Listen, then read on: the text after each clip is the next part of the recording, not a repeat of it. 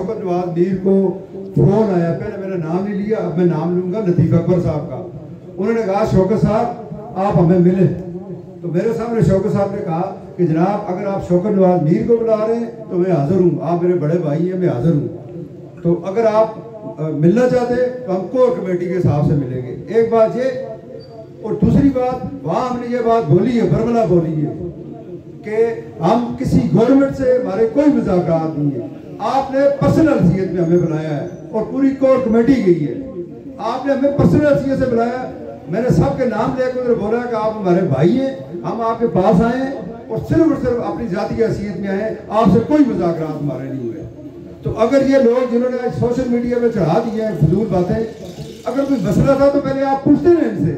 आपने बगैर साथ ही इनकी स्टेटमेंट आ गई शौकत साहब की कि हमारे मुज़ाकरात नाकाम हो गए और वो बेबस है, तो फिर आपने किस तरह सोशल मीडिया में बगैर पूछे पे चढ़ा दिया? इसका मतलब है कि उनकी बदनीति शामिल है इनमें, वो बदनीयत लोग हैं।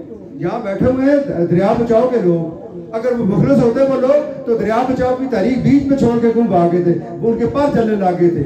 बस मैंने यही बात करनी थी, वो जो मर्जी करे। अभी इन्होंने कहा इंशाअल्लाह ताला इज्जत और ज़िल्लत रब के हाथ में, तो इंशाअल्लाह ताला जो होगा राह जाने तो शाह जाने।